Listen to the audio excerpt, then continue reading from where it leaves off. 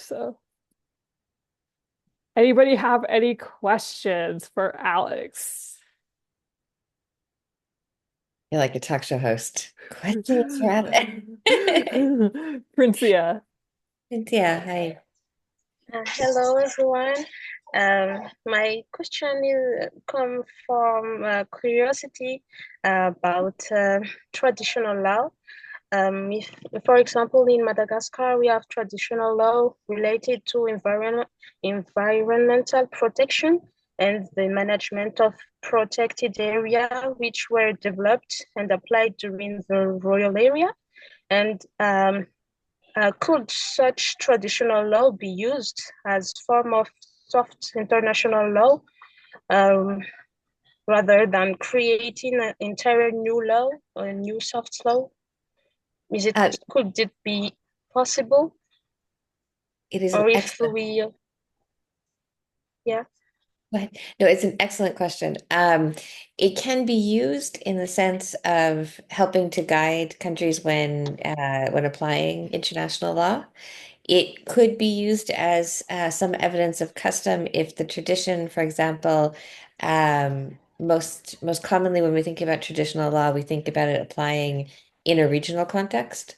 So if we had a regional treaty, or if we had a submission or set of arguments or positions coming from a particular region that was founded in a shared understanding of tradition and practice, then absolutely it could be used to help inform the implementation of an international law, definitely, or to explain how a region in particular would practice implementing the law at kind of a bigger transboundary level.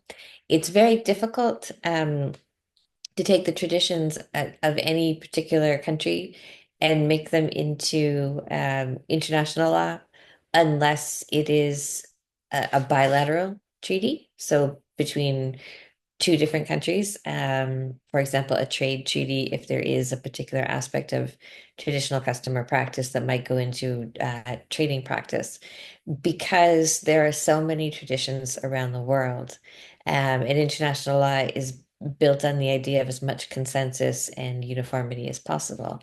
But there certainly are places that it can be implemented.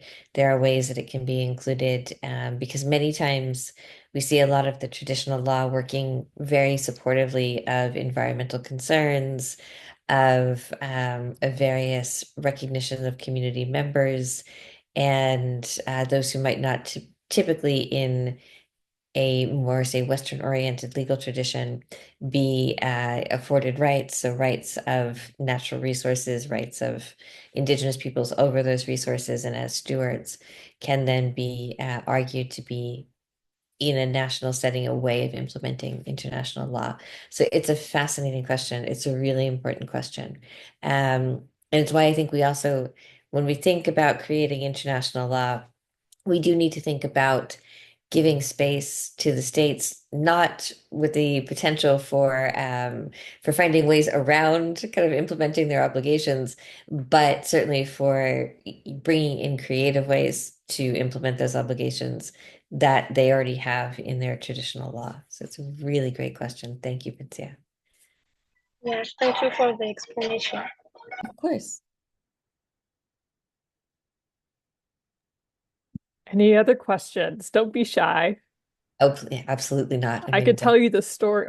Maybe some of you guys have heard the story how I was terrified to attend my first negotiation. So, he was terrified in Ottawa. She was terrified, but was hiding it really well. So I didn't realize until, no, that wasn't Ottawa. oh, I know, It Nairobi. was Nairobi. I And know. that's how I met your colleague Lynn, who that's how we Yeah. met, who came Mhm. up to me and was like, are you okay? You look shell-shocked." It was a very Lynn. Lynn is a wonderful, fantastic colleague of mine. It was a very Lynn thing to say. Yes. Yes. If you were slightly terrified in Ottawa, you hid it really well. Oh, hello, Gaton. I saw you said you couldn't come, but now you're here. Good to see Okay, you. Tim, good to see you. Thank you for joining us. But go have dinner. Whatever you need to have dinner, please do. It's food is important.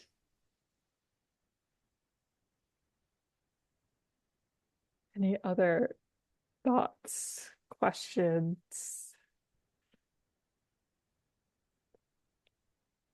Hello? Hello. Hello. Hi. Yeah.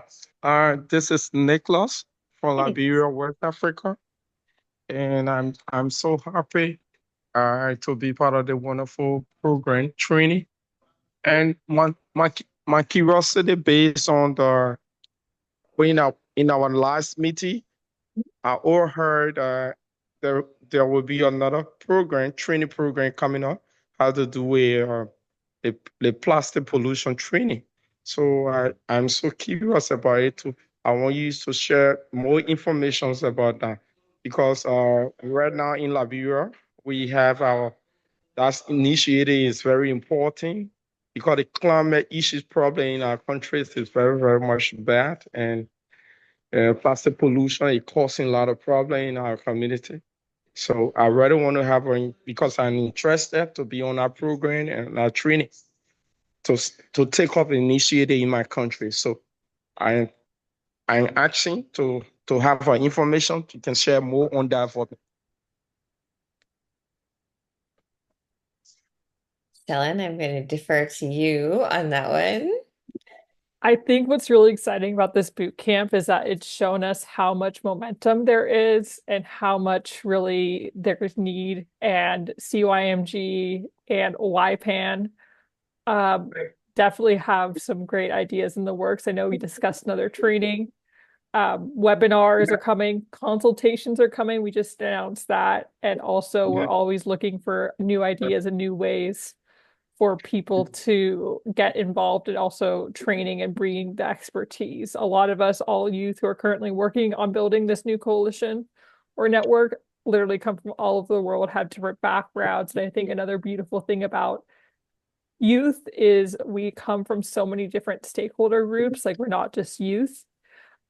Me personally, I also have an invisible disability, and so that's another community that I'm part of, and we're always open to new ideas and suggestions. So you never know what will come our way. We will probably, I would say, midsummer open up registrations for the new youth constituency that we have coming as well. So also, if you have any ideas, always open to suggestions as well. But please keep sharing the word and everything. It's important. Thank you. Thank you very much. Thank you very much for the Of info. course. Thank you, Nicholas. And Appreciate it. if there are questions that come up, as I said, you always feel free. Obviously, if in between consultations and training times there's something that comes up and you're curious about it or you hear about it, please feel free to always kind of reach out and just let me know too. That's perfectly fine. And if it's something where we start to hear a lot of questions coming, just organically from all of you, say in advance of INC 5.2, if something becomes really a critical issue, then we can obviously talk about how to perhaps handle it best ourselves, whether we do another training or whether we do another kind of just webinar or something like that. So please know that that door is always open to. I know, Alex, we've discussed having another one. We just haven't really made anything final yet. So, Well, and it's also depending on, when we want to do it, if we want to do it true. before INC 5.2 or after, and then some of the timing. I think it's important for us to see also what is planned in the immediate week or two before 5.2. Because many of us will travel presumably a few days beforehand. So all of those things play a role in it. Yeah. Definitely. I see we have a hand raised. Mukwa, Hello again. Oh, how are you, everyone? good. How are you? Great to see Good, you. good. Sure. Um, before I ask my question, um, I know this face is very familiar from Nairobi.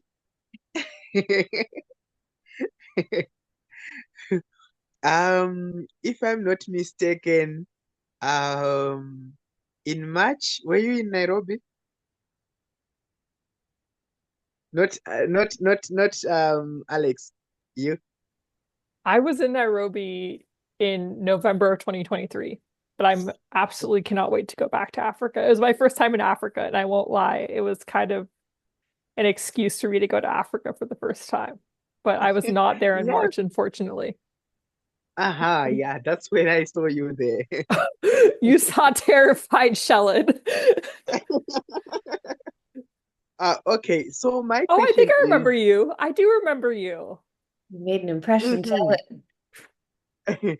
So my question is, in Zimbabwe here we just petitioned the government to make sure that they put an environmentally friendly policy that governs the, the plastic pollution, and also that to make sure that everyone is protected from land degradation, which is happening in mining areas. Because if you see that in Zimbabwe, many mines are underground, and they end up making houses fall down when the mining is happening underground. So we have just petitioned the government on that. So I would like to ask from um, CYMG's perspective that as young people, we wrote that petition, we petitioned the government, and we are still waiting for the response. But so far, we have been receiving calls. Personally, I have been receiving calls from unknown persons. Um, they're like threatening me that what did you do? What petition did you write to the government? And I'm bold enough to say what is in the petition and the position paper. So I would like to ask, as for the CMYG's perspective that what can be done on that, on the actually perceived harm that is going to happen to the youth, especially for me. I am the leader of that that young group of young persons who petitioned the government, and we are receiving threats from all over the country, especially from the government departments. So I would like to ask, what what can CYMG help us in that context? Thank you. Oh, wow, that's a great question. Um, I think as youth, and I know Jimena or some other people can chime in as well, what I think even Alex has experienced and I've experienced as well, the thing that causes people not to make change is the lack of education, the lack of understanding what plastic does to your body. I mean, I think one of the most powerful examples is plastic is likely the first human-made thing ever in a human, even when a fetus. And so I think also maybe the key thing would be education, storytelling. That's something that even youth in CYMG, we try to do a lot as well, is simply realizing we need to educate others. And that could also set up maybe for a path for the future, potentially to really try to have these larger campaigns and give people, even having like a knowledge bank or something where people can go and actually see the evidence. I think that's the biggest thing holding us back from a plastic-free world is the education aspect. I don't know if Alex. Yeah, I think just to jump in on and the points of the threats, because this is obviously a very important concern, and it's a really disturbing thing to have happen. Obviously, personally, also to think about the fact that you are receiving these types of threats because of the work that you're doing, um, which is an unfortunate reality in many parts of the world, but it doesn't make it any less serious because it is more common. I think it's important to remember that if these types of issues do persist, um, obviously there are governmental pathways that perhaps could be used to contact the appropriate law enforcement authorities. There also, I just want to point out with the more human rights lens, there are things like the African Court of Human and People's Rights, etc., which do recognize that environmental defenders and those who are working with multiple different constituencies have obviously the right to be safe and be healthy and not be targeted for threats. So if that continues, there are various forms of petitions that can be made to the African court, certainly, and to some other regional entities to try to seek protection in that way and have some oversight in that way. So if it's something that continues, I would definitely advise you to start looking into that, just for your own personal safety as well as for the safety of those who are working with you, which is really unfortunate because I hate having that be an issue. But I do want to make sure that you are aware of those options as well. And I don't know if anyone else from CYMG wants to chime in.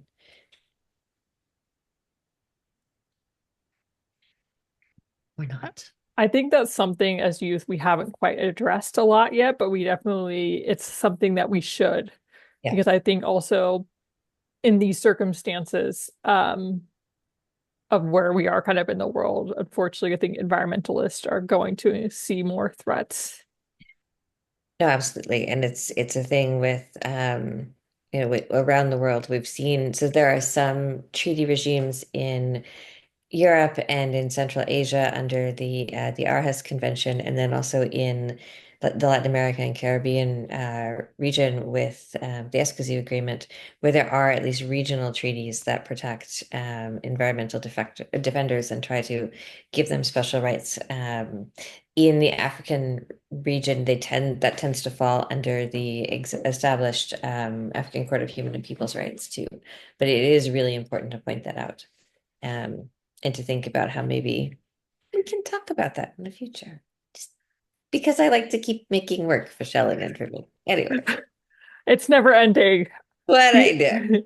Here's a question from the audience. And actually, I think India had some positive news on plastic. I was trying to find it when I saw this question, but I couldn't find it. I think that there was some positive, like banning something, but I'll have to look more into it because it's about India. China wants to build a dam on the, Yeah. I apologize, my pronunciation is so bad. Bar Brahmaputra River. They have not consulted with the government of India regarding this project. What proposition can India use from international environmental law to mitigate risk of this project on local communities and environment? It sounds like a very classic problem. It is. I mean, in many ways, it's a problem that when I write international law exams, sometimes, I might use as a kind of fact pattern using fake states, typically states from like Star Wars or whatever else fact pattern I might use. But no, it's an excellent question. And we have established requirements under treaty law as well as under it's certainly International Court of Justice precedent coming from we just call it the Hungarian dam case because trying to pronounce it the full name is certainly for people such as myself insulting to both Hungarian and the Czech language. So we don't do that. But it's called the dam case. It's now 30 years old. I can obviously send the link if anyone wants, just email me. But we have precedent to say that from an international law perspective, there is a recognized legal obligation of states to consult with, to share information with, and then to consult with neighboring states if there is a strong likelihood of transboundary harm by any project that might be under consideration for an environmental impact assessment, licensing, etc., within the national jurisdiction. So basically, it creates an obligation for a state to inform and then also open up a process, whether it is an existing environmental impact assessment process or another higher level discussion, for example, a ministerial to ministerial discussion with the state or states that may be harmed before any decisions are taken and certainly before any action is undertaken. So that is something to remember, to consider. That case is very much a powerful case. There are a number of international law treaties that do have provisions like this in their text. So we would need to just probably have a conversation about, and we can certainly do that privately, about what the underlying concerns are for the dam, exactly what types of damage it might be doing, and then figure out which treaty regimes you might want to look at. But there certainly is international law there to support that type of issue in any jurisdiction. So not just in this example, but in any jurisdiction where there may be uh, transboundary or outside of national borders impacts. Great. So we'll do two more of the questions in the chat and then we'll move on to verbal again. Thanks, and I see excellent. What do you think are the most effective initiatives to protect the climate and bring more productive solutions for sustainable environmental change? You want to add your perspectives first, Shellen? So there's this same person actually asked the other similar question. Also, in your view, what key initiatives or negotiation strategies should be prioritized to protect the climate and develop impactful long-term solutions at both local and global levels? That's such an excellent question.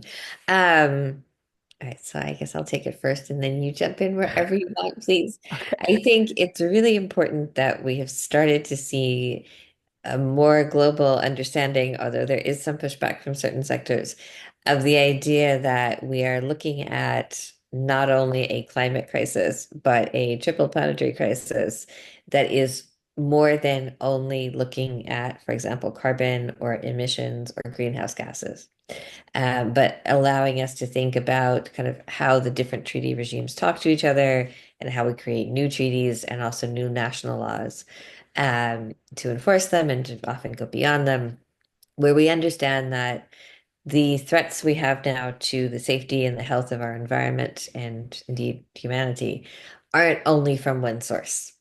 And aren't neatly siloed, but that instead they are all interconnected. So harm to biodiversity often links directly to climate change concerns. It often links to pollution. Then links to human health, as we know. And so there are a number of related issues anytime we're talking about a climate policy area.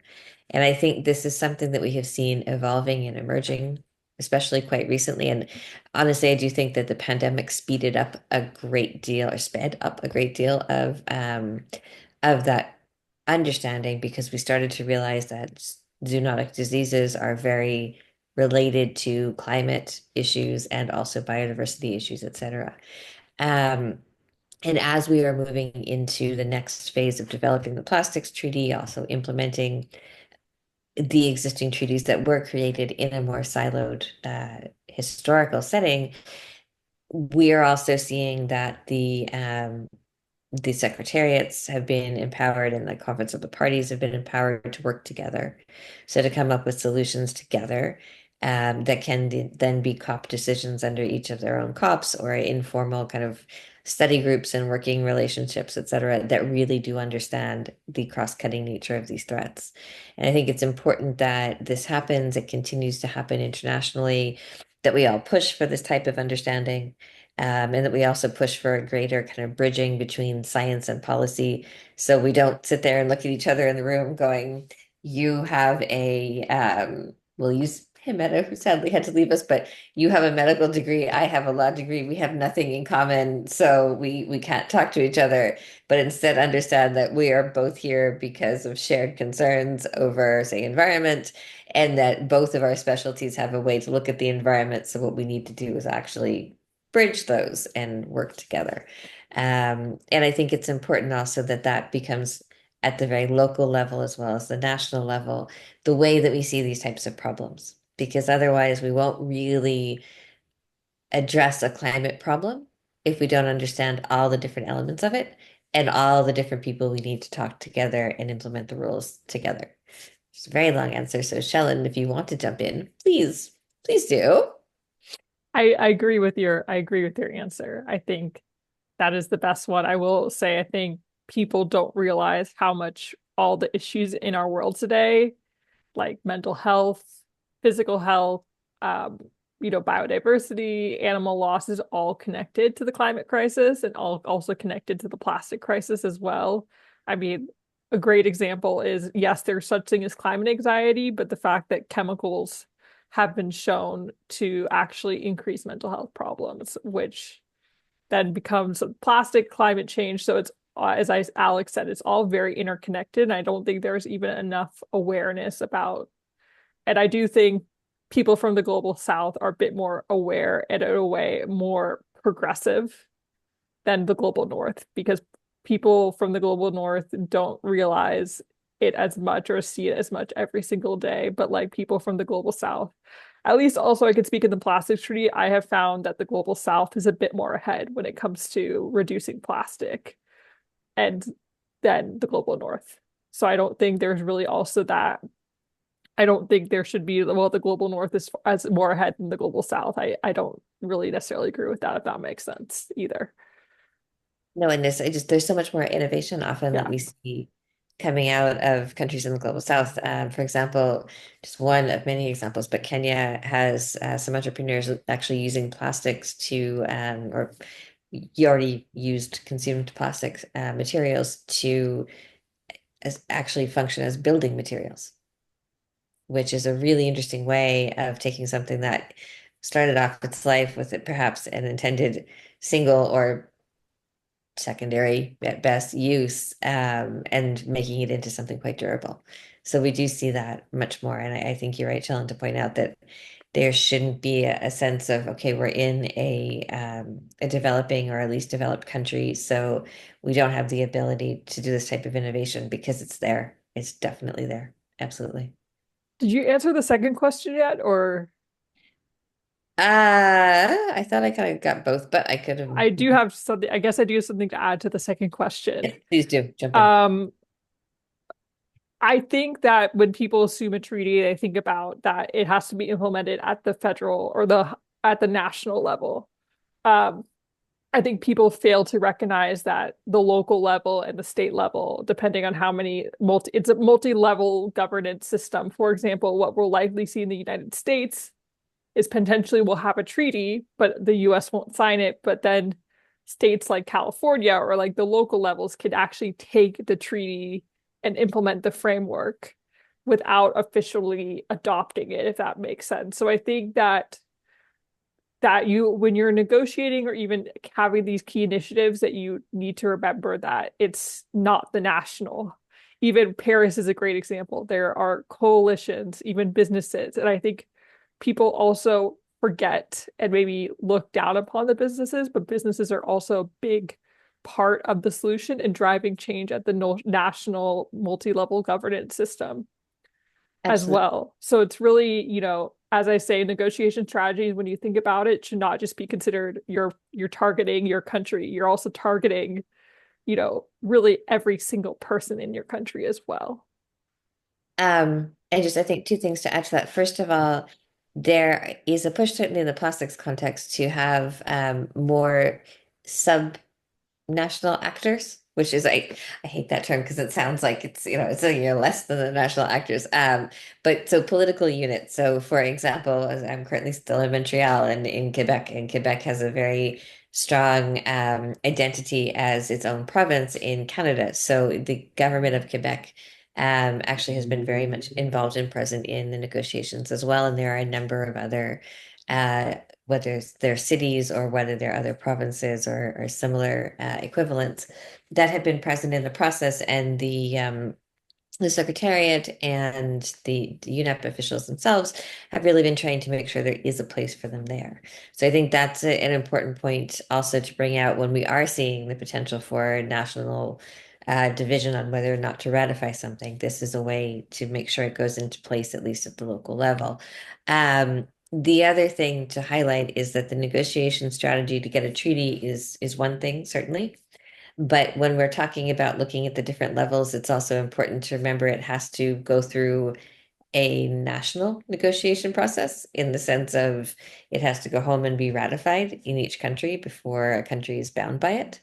And so that type of strategy will necessarily involve local actors businesses, coalitions of people, other communities, etc. So involving them as much and kind of giving as much space for them as possible in this negotiation, then in a way makes it a little bit easier to then shift and bring it home to the national level and have that be a spot for negotiation and discussion, where it might not be as foreign to these groups as if they had been kept out from the beginning. And I think one thing to add with that is that change can still happen without the federal government. Yeah. For example, there has to be like a certain tipping point, if that makes sense. Whether, like, I think electric cars are a great example where, kind of even businesses can drive the change. I think, and that just shows why the importance of youth, importance of people, importance of getting your voice out, because at the end of the day, it's still possible to create change. Even I was listening to something the other day that for like the US context, it would only take like 12 million of the population to create serious change with the circumstances. So I think that people underestimate how important your own voices are, and approaching not just governments, but approaching your businesses, and then that's rooted in education, which is all part of negotiating strategy. Absolutely. No, it is. It definitely is. Antonio, thank you for being patient. Yes, Antonio. Thank you so much, Dr. Harry and Shell. And I mean, it's been great. Even this evening, I've had to run away from my friends at a hangout who are playing golf, but I had to run away from them to come and listen in. Somebody has touched the issue of traditional law. Uh, my recommendation was Shell, and most of us here are youth. And there's a course I was taking, and there was a lot of sampling from traditional law on different countries. And now indigenous people belong to special groups, just the same way as youth and children belong to special groups. Could the CYMG please organize for something for just for the youth to get to learn from the different indigenous people from Africa, from the Maori in New Zealand, we have the Australia, we have the Ogiek, the Maasai from Africa, we have those guys from Asia. There's so many. But could you please organize for something for that specifically? I think most of the people here would be yearning to learn something small from that. No, I agree. And I should also mention that there is an Indigenous Youth Caucus. There are a lot of other youth constituencies, but I think, yeah, at something as CYMG, that's something that we can definitely do a lot better. And I think every time you approach the Indigenous communities or nations, they want to also they're also nations themselves. There's so much that youth learn. I mean, if there's anything also I took away from my own first like negotiations in INC3 was how much I learned from the Indigenous peoples.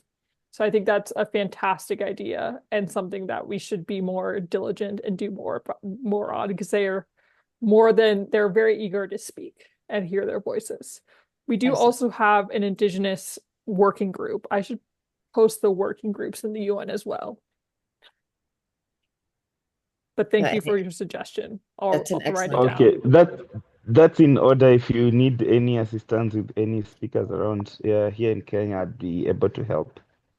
Yeah, and I think one thing as youth also, we are and this is a discussion we have a lot about, is that we're always trying to find voices that are not necessarily heard, but we know have the expertise, because that is a complaint that youth have, for example, is that it's always the big names in the room. And, we want to also make sure that youth are experts in themselves too. And it's just not all about the big names. They just need a platform to shine. Definitely.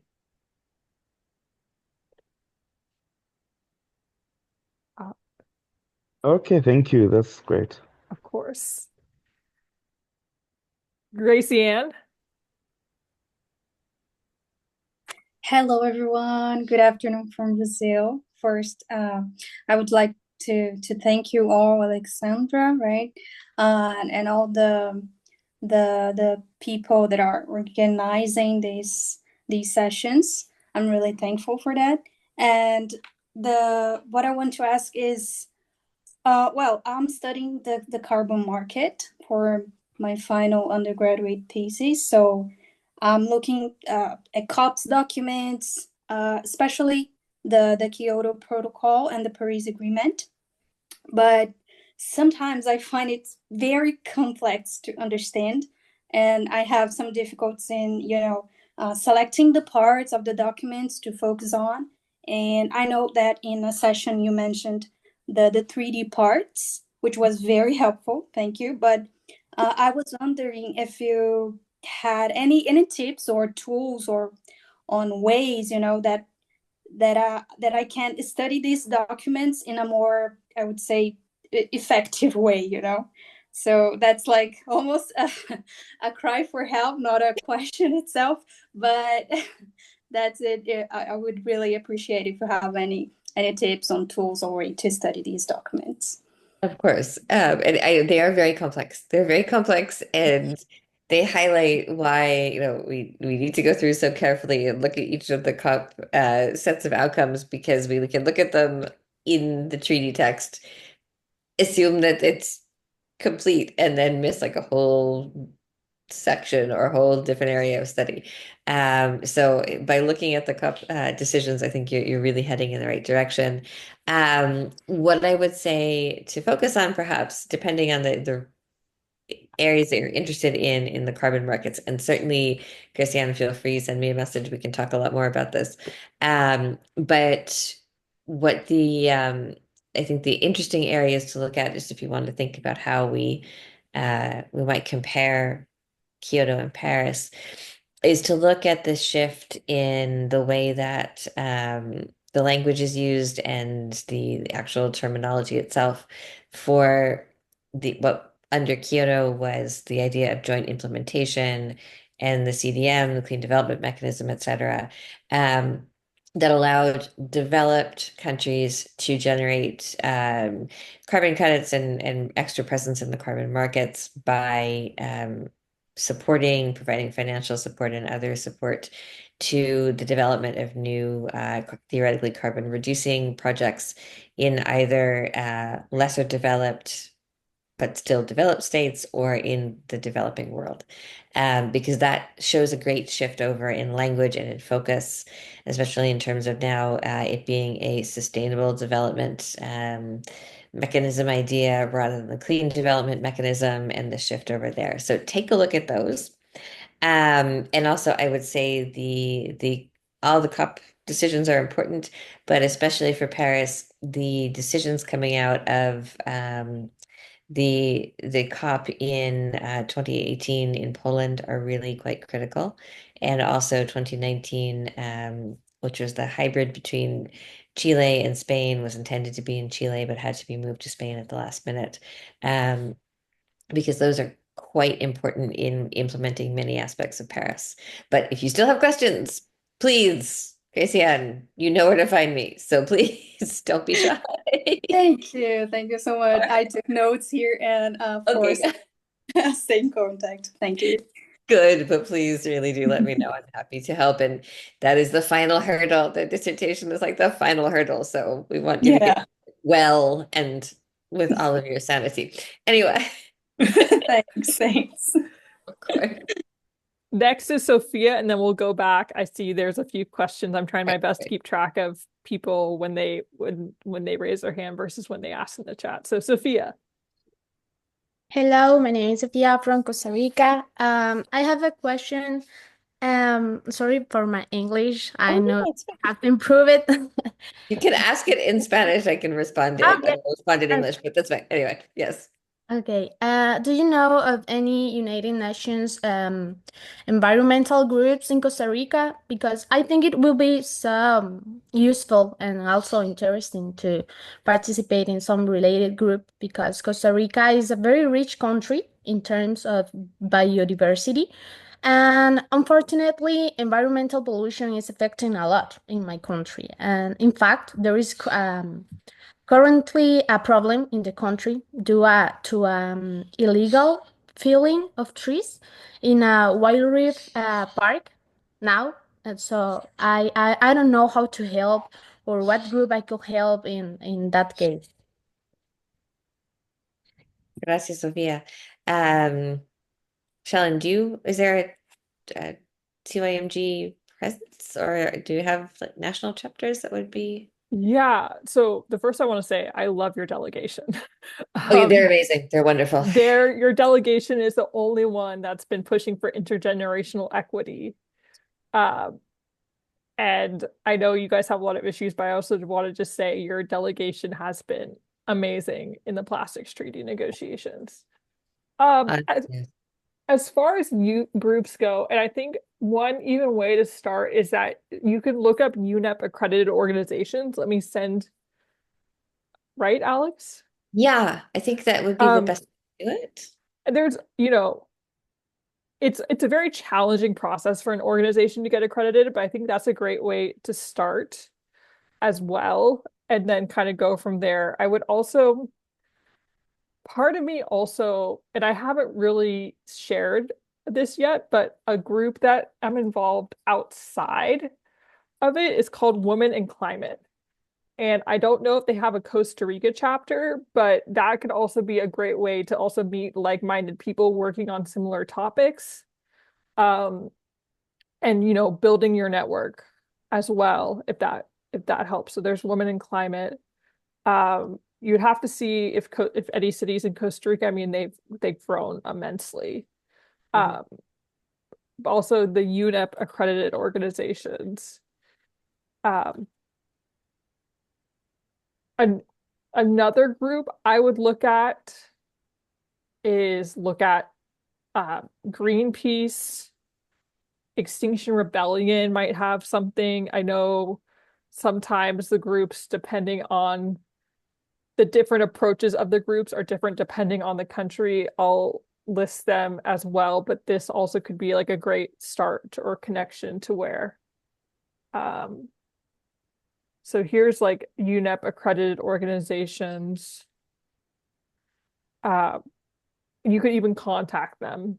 If anything I've learned in climate is that people are more than happy to talk. Alex is one of the great examples of it. Indeed, sometimes I think we talk too much, but that's all right. No, at least I talk. No, it's fine. And I think the other thing, certainly from the perspective of IUCN, we do have regional offices. We have many country offices. I believe we do actually have a country office in Costa Rica. So, you could reach out to IUCN and just see if they have any groups they would recommend working with as well, or any contacts they might share. That could be quite useful. Another one I just thought of right now is the Plastic Pollution Coalition. Yes. Um, so yeah,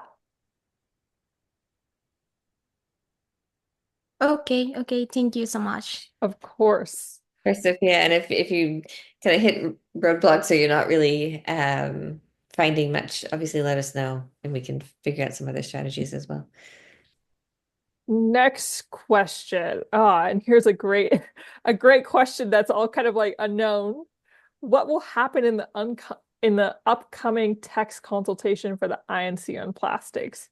In other words, will it be bracketed articles or a new text or both? In the consultation, in your consultation, or in I think in general. So in general, we will look at some type of text that will have brackets in it because we cannot avoid the brackets. I think that by the time we're done with this, we will miss them if they're not there. They're like comforting, reassuring, they'll always be there. Yeah, there will be bracketed text going in. What comes out, we have yet to see. Obviously, the goal is that we have a treaty that is agreed upon and cleared of brackets. And I would very much like, as much as I can't believe I'm saying this, I would very much like to have 9 very busy days where the legal drafting group is like always in session and we're there cleaning and making things pretty to send back to plenary, and we can gleefully just say, yes, we remove all the brackets. in practical experience from other negotiations. So, for example, the negotiations under what was called the CYMG heading, which gave us the global framework on chemicals in 2023, towards the end of 2023. The brackets will stay until the bitter end. Even if we do have a final text, they tend to stay until like the final round of discussions. So somewhere in the late evening or early morning, they might go away. Theoretically, it is possible for there to be an agreed upon text that would have a bracket or two left to be ultimately fixed at the Conference of the Parties. This is always problematic because it means there isn't agreement on these terms, and so it becomes a constant source of debate and discussion. And Shallon's face when I said it could go into COPs, just priceless. So we're all going to hope that the brackets are gone, but realistically, it is possible for them to stay either throughout those 9 days, haunting us until the bitter end, or into even if we do have an adopted treaty that we are agreeing on, it could carry over. And it could also carry over into rules of procedure issues. So, for example, the Minamata Convention has had the same rules of procedure brackets in place since the beginning, and basically they just keep getting referred down the line to the next Conference of the Parties. That is also possible. Brackets are nightmares. It's like they're just a big black hole, right? They exist, and once you fall into it, it's very difficult. And you don't understand until you get into this, like how annoying brackets are. But also to quote Dr. Savandra Michael, who is a former youth activist himself, a lot of youth look up to him, and also the Secretary for Climate Change and Environment for Fiji, break free from plastic and break free from brackets, as what he said at the end of INC4. And that definitely became a quote that we won't forget anytime soon. No, absolutely not. No, no. You read into our hearts. Anyway, but it's a great question, so thank you. And here's another great question. And this is another great topic we've talked a lot about, and it's been in the news even. Is there a possibility that if the low ambition groups keeps pushing for consensus-based decision making, the high ambition coalition or the majority will push forward with the treaty even without the other countries, which we've talked a lot about? We have. Yes. Is it entirely possible? Yes. I am not commenting on the geopolitical likelihood, because that would involve a crystal ball and some tarot cards and I don't know what else. But is it possible? Yes. Now, there are two ways for this to happen. If we stay inside the INC process, it is entirely possible, as we've talked about, for the rules of procedure as they're written to be invoked, and then for a country, say a member of the HAC, for example, to trigger a vote. So to say if there's an inability to get a small group of countries off one particular viewpoint, although the rest of the 100 some plus HAC and friends now are articulating a belief that they should take a certain path, it would be possible for a member to make a motion that then would trigger a vote to have a vote. So you have to have a vote on whether or not to vote, and then when you vote, that would be the way of voting. And if as long as the majority that was needed was reached, then that would be considered adopted by the COP. So whatever by the INC, so whatever the INC agreed on in terms of a textual option, say for Article 1 or any article, would then be considered to be accepted by the plenary. This is entirely possible. Obviously, the repercussions of this are potentially that the states that are involved in the protest of that would either leave the process or would not ratify or would have questions about ratifying in part, etc. Which is why we would also need to see if there's language included on whether it would be possible to have reservations or declarations or not. Now, typically in environmental law context, we don't, but still, we'll see. The other option, because I did say there were two, the other option is to go outside of the context of the INC process and to just have a treaty negotiation that would be done, say, under the auspices of the HAC or HAC and Friends, and open to states that are like-minded in this way in terms of being very high ambition, and then come to a formal agreement amongst those countries, and open it up to anyone else who wanted to join at that point. It would be much more challenging in the sense that it would have to be organized by the interested parties. So they would have to come up with the negotiating rounds, the funding, the venues, all of these things on their own. And they would then have to kind of argue for bringing back and ratifying a treaty where it is possible that the bulk of at least the upstream producers in terms of states might not be part of it. So there is that concern as well. But these are all legitimate legal avenues that could be taken. It would be lovely if we don't need them, but this is indeed possible. And especially after INC, was it five? I think Five. that EU made a very public statement about, Yes.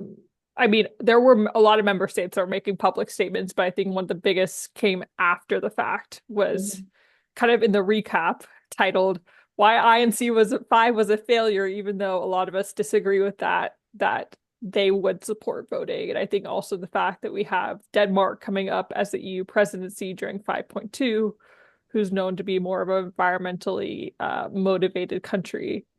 I do I should be careful with my words with my leadership position now, but there seems to be momentum to look at alternative pathways. And these are, I can't stress this enough, but these are really important things that, in the sense that we don't typically hear them discussed, right? It is very rare for states to feel like in the middle of a current negotiation, they have to try to think about alternate ways of getting to the same result.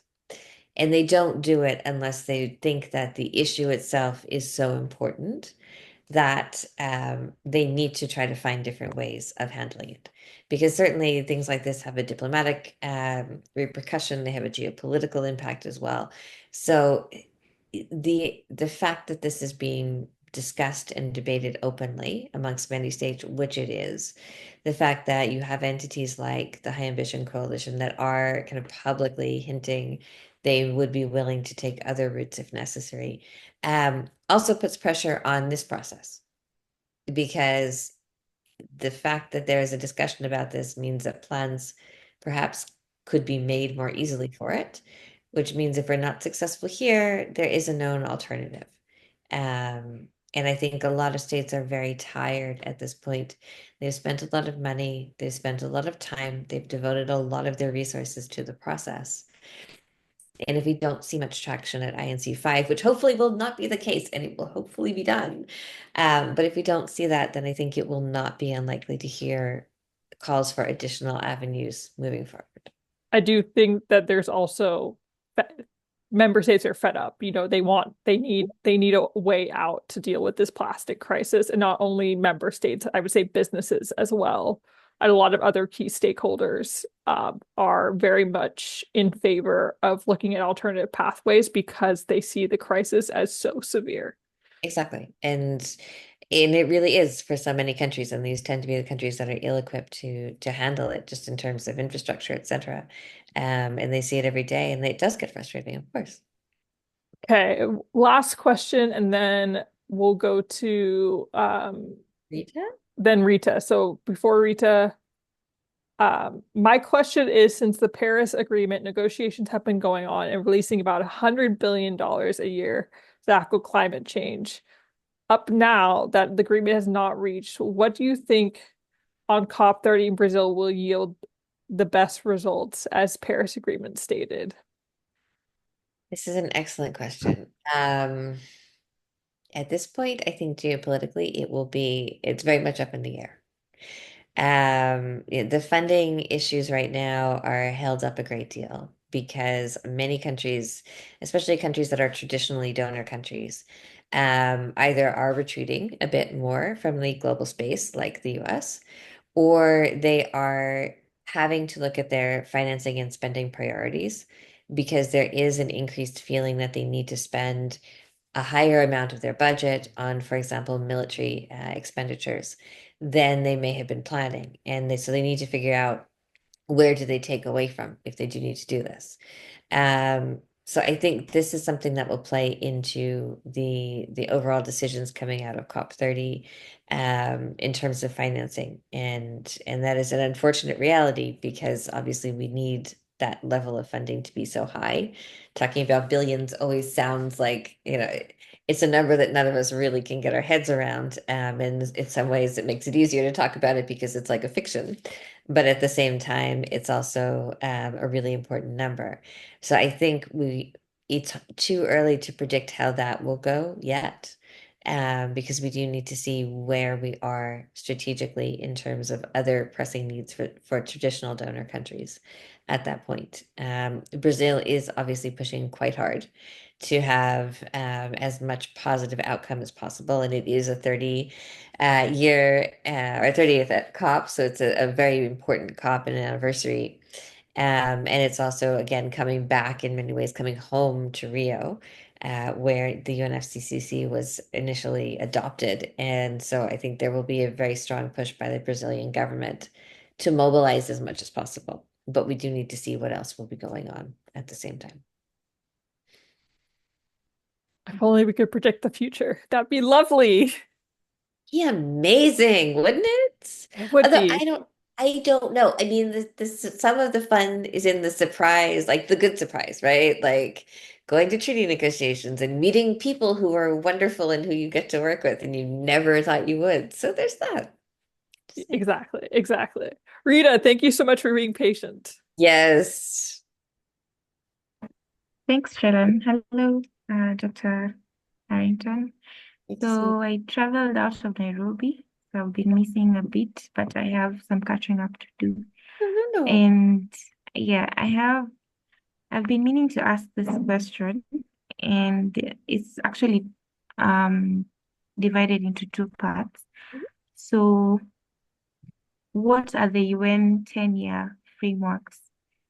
For example, the UN Decade on Ecosystem Restoration and the UN Decade on Ocean Science, and the one on sustainable transport, just to name but a few. And to what extent do they complement, operationalize, or reinforce the objectives and implementation mechanisms of the Multilateral Environmental Agreement? Are they part of the process of coming up with the treaties, or like what's the relationship between them? And the other one is in what ways do they align with, support, or intersect with existing MEAs in advancing global sustainability goals? So Rita, as always, asks wonderful questions. And thank you so much, Rita. And I look forward to many more conversations with you and keeping this going because you have so many really brilliant points. Thank you. So to address the first point, the decades that they often are argued to be kind of very nice but very soft. But at the same time, they do reflect a really updated understanding of the global community of what our immediate issues are, the really pressing issues. And often they're issues that are too quickly emergent or sometimes too divisive to get a treaty done right away. So they do play a role in the negotiations process in the sense that states have made commitments under these, even if they are not binding, they're still soft law and they've still made commitments. And they will be brought into negotiation discussions as things to have as background, as things to incorporate in perhaps preambular text, or in some of the principles where we have an articulated principle section or section rather, those can be included there. They are discussed often in terms of making sure that there is complementarity and there is a convergence. So making sure that whatever is in, say, the plastics treaty doesn't cause direct harm to any of the topics that have been designated for the various decades and the various focal points, obviously oceans being perhaps the most obvious, but everything really does link in the plastics context. So even things like transportation, et cetera, would be linked together. So they do play a supporting role in that way. And they play a very important role. And they are commitments. Just because they are not legally binding doesn't make them any less of a commitment of the global community. In terms of the existing MEAs, they also play a very strong supporting role and can actually work with the MEAs and the COPs to come to intersect and reinforce each other.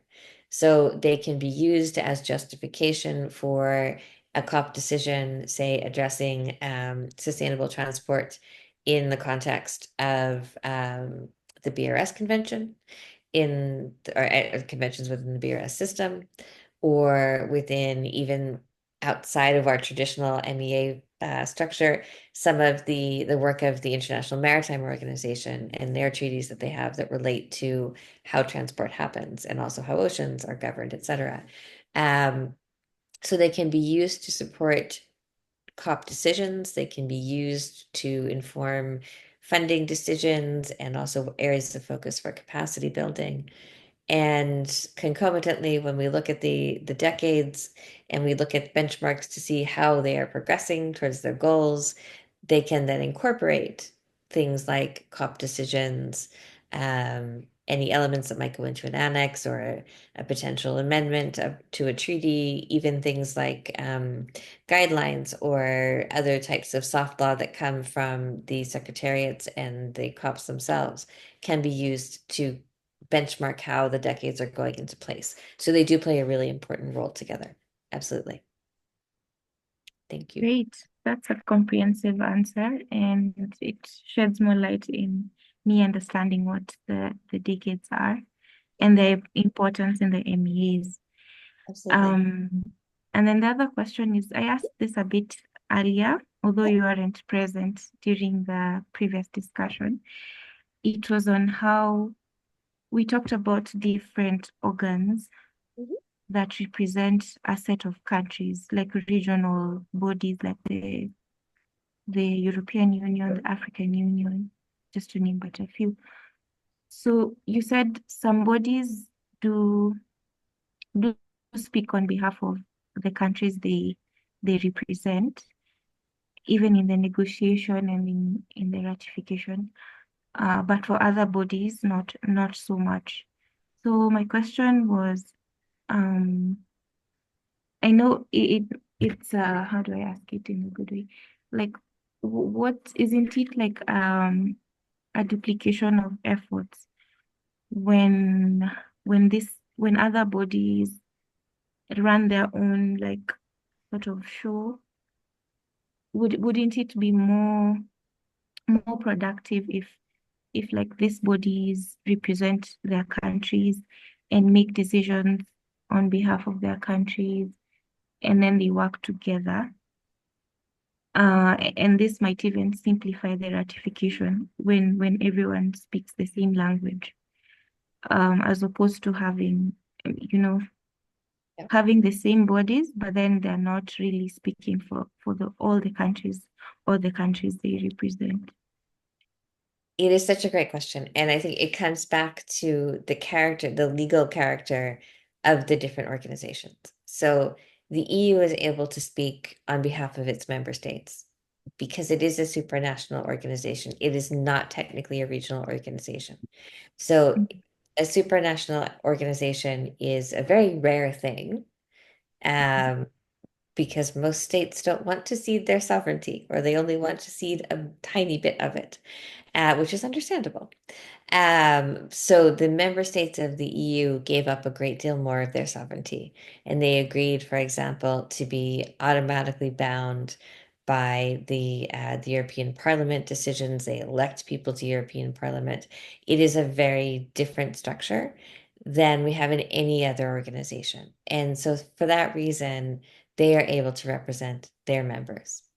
The way that the rest of the the regional entities and organizations are structured is that they do often mimic aspects of additional outside regional organizations. So the African Union is very similar to the African Group of Negotiators in content. But it is not the same thing because the African Union is a regional organization, but it's not supranational. So it doesn't have the legal capacity to represent its members in the same way that the EU does. And the same is true if we're thinking about the Organization of American States, or if we're thinking about, say, ASEAN, which is the Association of Southeast Asian Nations, which is one of the larger groups, regional groups in the Asian area. There is a great deal of duplication of membership. There's a great deal of duplication of some aspects of interest, but the way that the groups have been constructed is actually a bit different. So GRULAC, for example, includes countries in the Caribbean that are not part of the Organization of American States.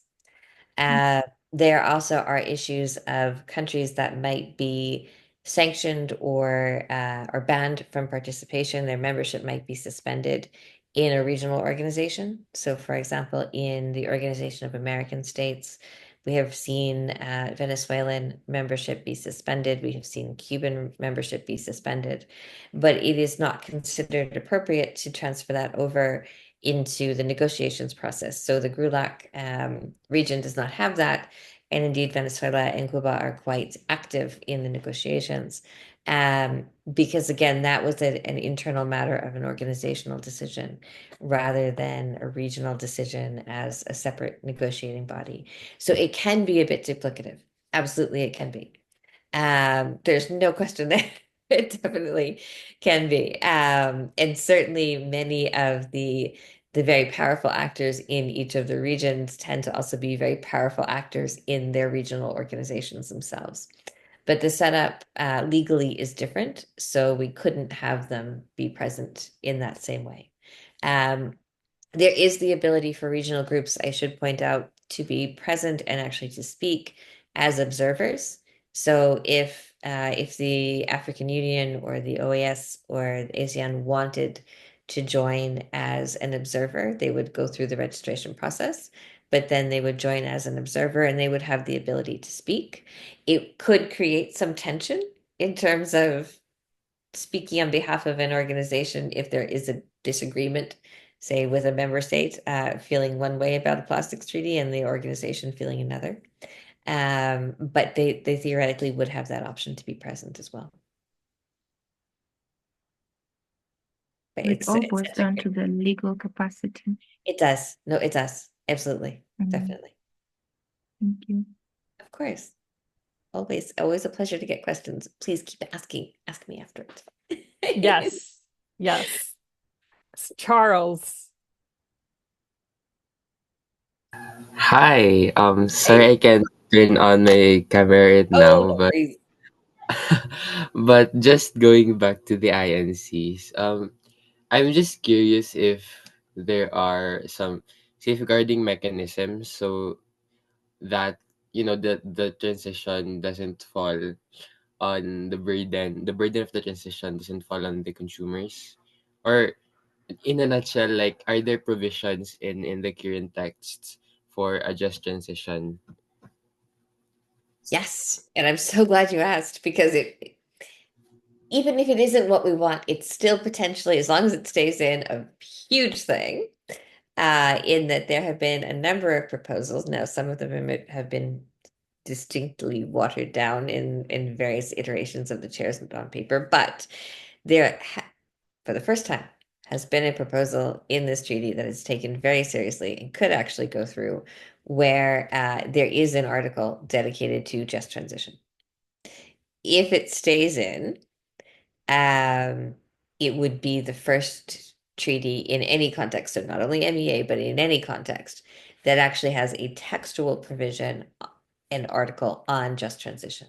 Just transition was included, obviously, in the Paris Agreement, but it was included in the preamble, and it has been used very effectively in terms of being part of the preamble to allow for certain types of governance systems to be created for just transition in the climate context. But it doesn't actually have a legal obligation in the same way that having an article would. So yes, there certainly is that proposal. Many of us are very hopeful that it goes forward in the treaty.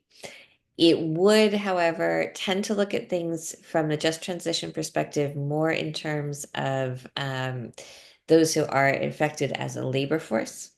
So the waste pickers, those who might be made redundant or unemployed as a result of changes in plastic production and consumption. It is not as consumer focused as I think you're interested in from the question, but it is there. And just having that type of provision in a treaty also allows, as I think I've mentioned before, the subsequent COPs to make decisions that move forward on that in potentially different ways. So even just having that in the treaty would be a huge thing. So we will all cross our fingers and hope. Yeah, I hope it does go through. Another just a short question. Do you think the current INC text focuses more on focuses equally on the different um points in the life cycle of plastics, or does it just focus more on upstream or downstream, or a particular point in a plastic's life? It is such a great question. Again, they all are really.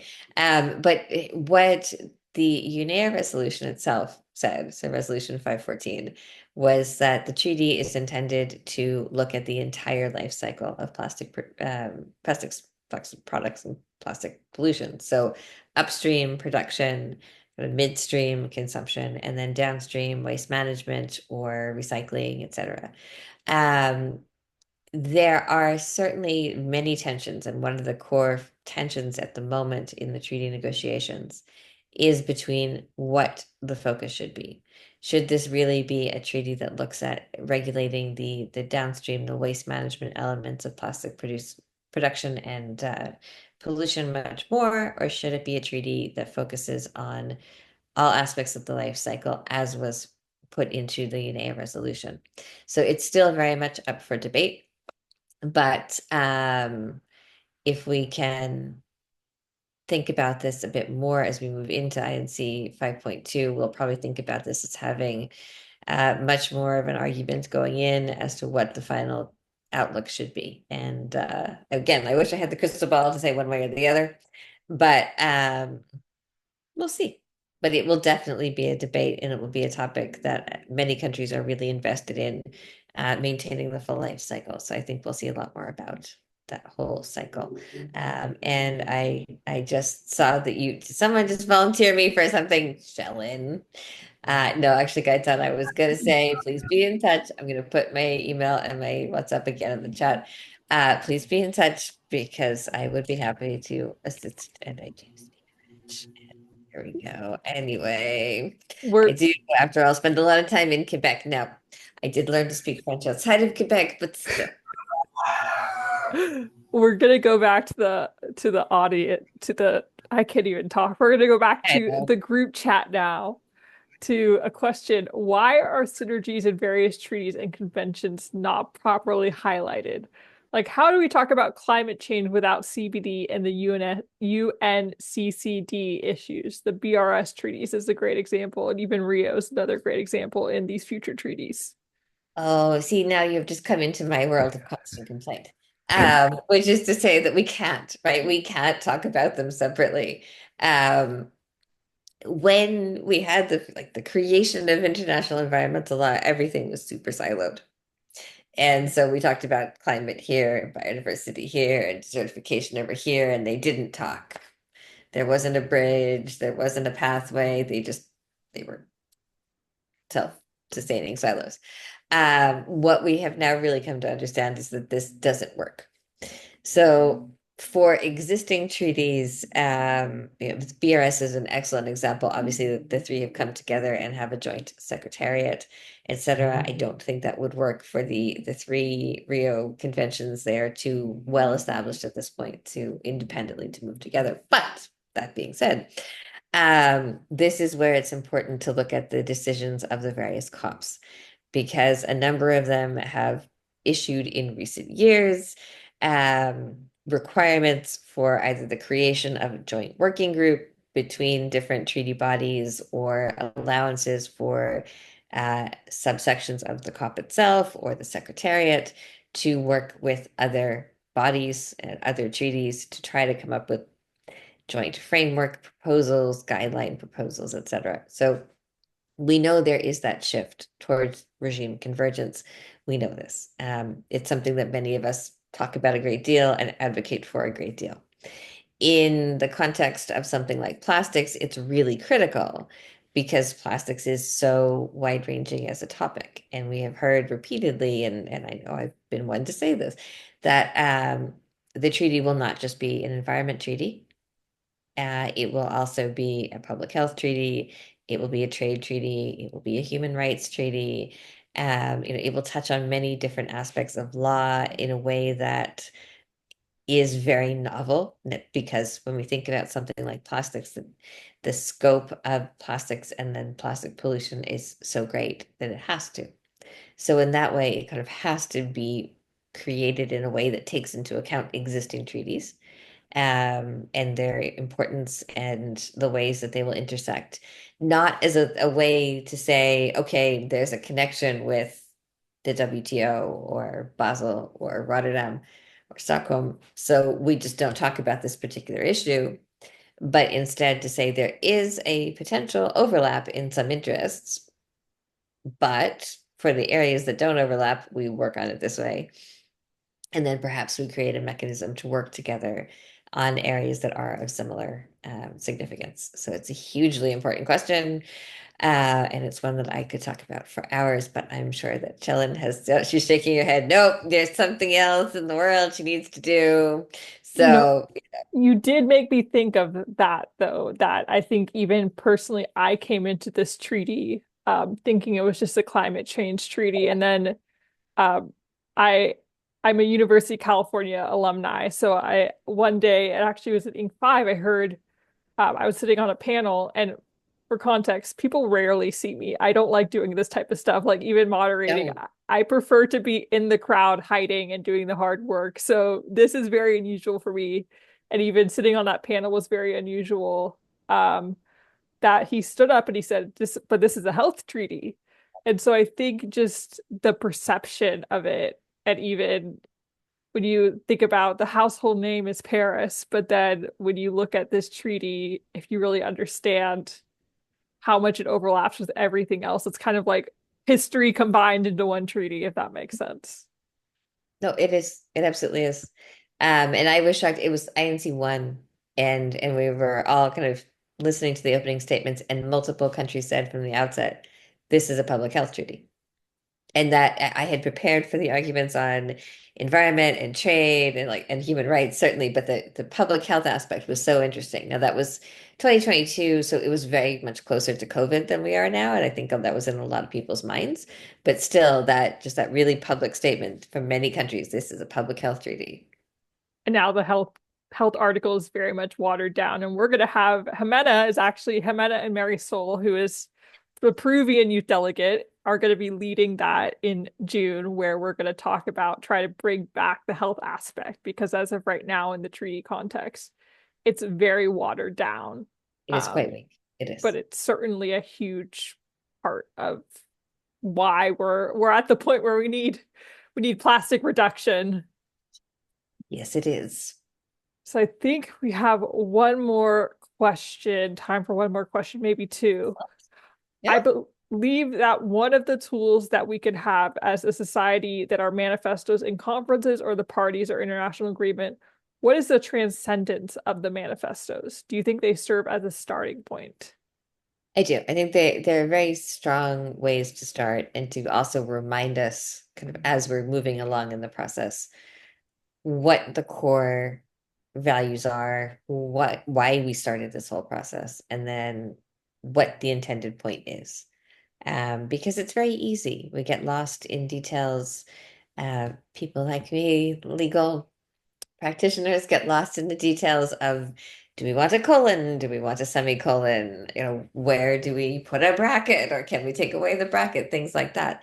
And we tend to lose sometimes the ability to focus on the bigger picture that is from something like the manifestos, something like the policy documents, even read things like the various designated decades, because that's outside the negotiation process. It's separate from all the different things that have gone on in the history of it, but it reminds us from the outside, this is what exists outside the bubble of negotiations. This is what exists. And so it's really important. Absolutely. There's some great more questions. I hate that. Let's see. Okay, this one. And I think this is a great, let me find it again, is a great example of maybe the best is yet to come, hopefully. As an environmental professional, we have been working on plastic waste reducing technology to ceramic tile for public walkway. What are you suggest is the best approach, and how do you see that are ways to manage plastic waste in our trash to treasure approach? That is it's an excellent way to look at it. It really is. And I think what it shows us is the importance when we get, hopefully, treaty text, and then we get to the whatever that might be, but hopefully very soon. It would be lovely as a late summer gift, right? To close out, we sacrifice our August holidays, but we do get something out of it. That the treaty has the ability, when it's then taken home, depending on what the terms are, but if it's a really strong treaty, when it's taken home and it's put in place at the national level, the provisions relating to things like potentially plastic substitutes, alternatives, also ways to find financing and funding that will assist in not only developing alternatives and substitutes or developing better waste management facilities, but also being able to use what we have in terms of plastic waste in different and innovative ways that will help a number of different communities. Those will be critical. And so being able to make sure that they are taken from a treaty context and moved into the national context and the subnational context. And also that there's education, that we have discussions after the treaty is adopted, because certainly I want to see many of you continuously and have conversations with you.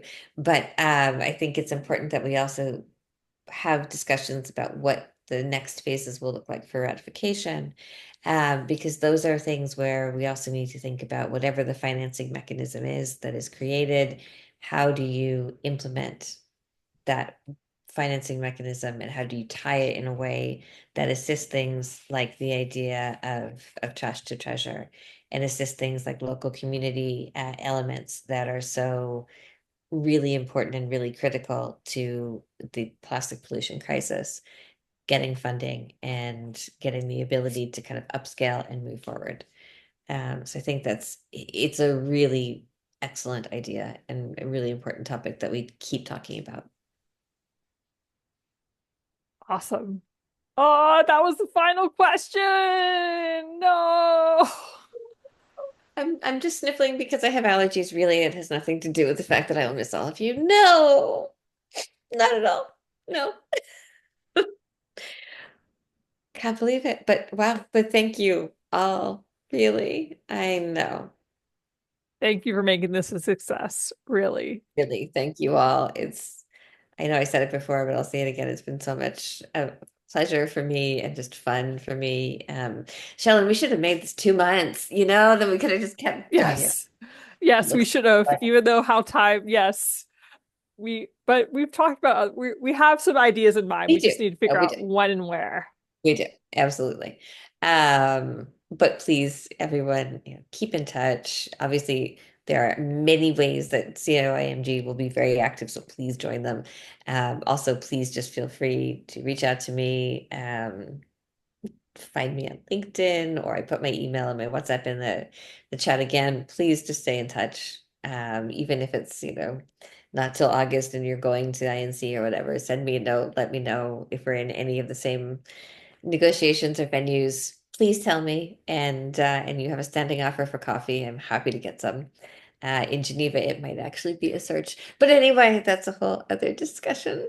But And I will make sure that we have certificates. I think there's a lot I have not responded. I need to make sure I respond to you guys. I apologize for that as well.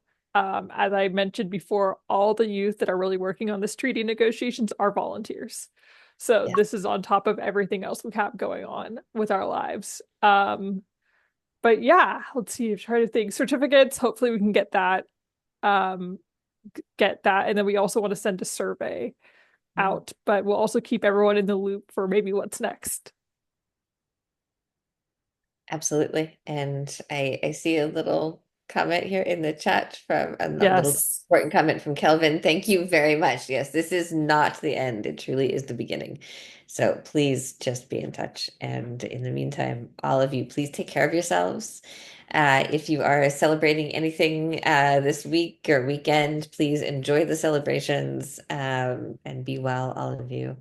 And know that you will all make a great change. You will all make a great difference, just by your enthusiasm and your support. We know this. So please just stay positive. And if you need positivity, again, let me know. I'm happy to provide it. See you guys soon. Bye. Bye. Take care.